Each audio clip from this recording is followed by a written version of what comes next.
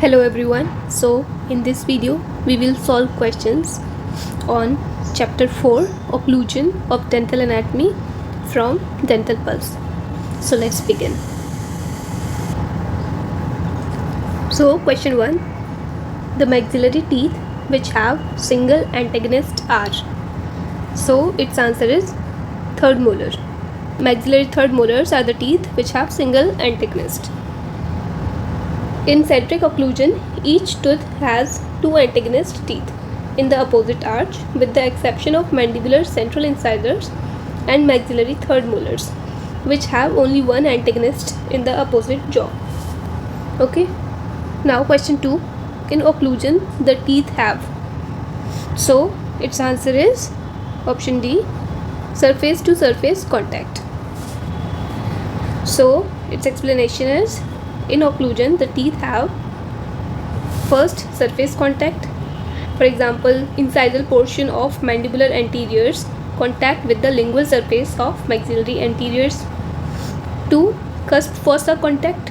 For example, mesiolingual cusp of maxillary first molar occludes with the central fossa of mandibular first molar. C. Cusp embrasure contact. And 4th, bridge sulcus contact. For example, triangular ridge of the distal lingual cusp of the mandibular first molar fits into the lingual groove sulcus of the maxillary first molar. Okay. Now question 3. In normal occlusion, which grooves or surface of the permanent mandibular first molar does the mesiobuccal cusp of permanent first molar occlude? So its answer is C, mesiobuccal surface. In normal occlusion, mesiobuccal cusp of first molar occludes in the mesiobuccal groove of the lower molars.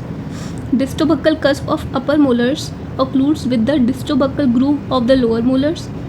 Mesiolingual cusp of upper molars occlude with the central fossa of the lower molars, and distolingual cusp of upper molars occludes in the distal triangular fossa and distal marginal ridge of the same namesake molars and mesial marginal ridge of the molars distal to their namesake. Okay. Now question 4. Group function occlusion is common in. So its answer is C, above 30 years. Let's see its explanation. So there is canine guided occlusion, which is usually seen in young individuals with unworn dentition. During lateral mandibular movements, the opposing upper and lower canines of the working side contact, thereby causing distocclusion of all posterior teeth on the working side and balancing side. Now what is group function occlusion? Group function occlusion is common in middle-aged group and if the canines are weak. In addition to canines, certain other posterior teeth contact on the working side during lateral movement of the mandible. Another question is also asked based on the same concept. The type of occlusion usually seen in young unworn permanent dentition is. So its answer is canine guided occlusion. And above 30 years, usually group function occlusion is seen. Now question 5. When a molar has no opposing tooth, it can become. So its answer is option A, extruded. Molars का सुप्रा eruption हो जाता है अगर opposing tooth present ना हो तो. Now question 6. Overjet is defined as. So its answer is A, horizontal overlap. Overjet is the horizontal overlap of the incisal ridges or buccal cusp ridges of the maxillary teeth to the incisal ridges or buccal cusp ridges of the mandibular teeth in centric occlusion. The presence of overjet in the molars prevents cheek biting. Overbite is the vertical overlap of the teeth in which the incisal ridges of maxillary anterior teeth extend below the incisal ridges of mandibular anterior teeth when the teeth are placed in centric occlusion relation. Now question 7. In centric occlusion, the cusp tip of the maxillary canine is in alignment with which mandibular tooth? So its answer is A, facial embrasure of canine and premolar. So, in centric occlusion, maxillary teeth contact with the namesake teeth and the teeth distal to it in opposite arch, while mandibular teeth contact with the namesake teeth and a teeth mesial to it in the opposing arch. The mesial cusp ridge of maxillary canine opposes distal cusp ridge of mandibular canine. Distal cusp ridge of maxillary canine opposes the mesial slope of mandibular first premolar, whereas the cusp tip of maxillary canine aligns with the facial embrasure of mandibular canine and first premolar. Now question 8. Normal dentition in centric occlusion opposing contact may be expected at. Its options are buccal slopes of buccal cusp of maxillary posterior teeth. Option B, buccal slopes of lingual cusp of maxillary posterior teeth. Option C, lingual slopes of lingual cusp of mandibular posterior teeth. Or option D, all slopes of lingual cusp of mandibular posterior teeth. So its answer is option B, buccal slopes of lingual cusp of maxillary posterior teeth. Lingual cusp of maxillary posterior and buccal cusp of mandibular posteriors are called supporting cusp or functional cusp or holding cusp or stemp cusp. Buccal cusp of maxillary posteriors and lingual cusp of mandibular posteriors are called non-supporting cusp or guiding cusp. In centric occlusion, opposing contact is expected at the buccal slopes of lingual cusp of maxillary posterior teeth and lingual slopes of buccal cusp of mandibular posterior teeth. Now question 9. In the intercuspal position, the lingual cusp of maxillary second premolar contacts the option A, distal fossa of mandibular second premolar. Option B, mesial fossa of mandibular first molar. Option C, distal marginal ridge of mandibular second molar. Or option D, distal marginal ridge of mandibular first premolar. So its answer is option A, distal fossa of mandibular second premolar. Now let's study about the cusp fossa relation. Lingual cusp of premolars contact the triangular fossa of mandibular premolars. Buccal cusp tip of lower first premolar occludes partly with the opposing first premolar and canine. Mesial cusp tip of lower second premolar contacts the mesial occlusal fossa of opposing second premolar. Now question 10. In ideal intercuspation, maxillary canine articulates with option A, mandibular canine and first premolar. Option B, mandibular canine and lateral incisor. Option C, mandibular first premolar and second premolar. And option D, mandibular canine only. So its answer is option A, mandibular canine and first premolar. Now question 11. In an ideal occlusion, buccal cusp of maxillary teeth occludes with fossa and ridges, grooves and embrasures, lingual cusp of mandibular teeth, or occlusal pits and fissures of mandibular teeth. So its answer is option B, grooves and embrasures. Now question 12. The key to occlusion is. So its answer is maxillary first permanent molar. Maxillary permanent first molar. Now question 13. If a permanent first molar is lost, the permanent second molar drifts to the. So its answer is option C, mesial side.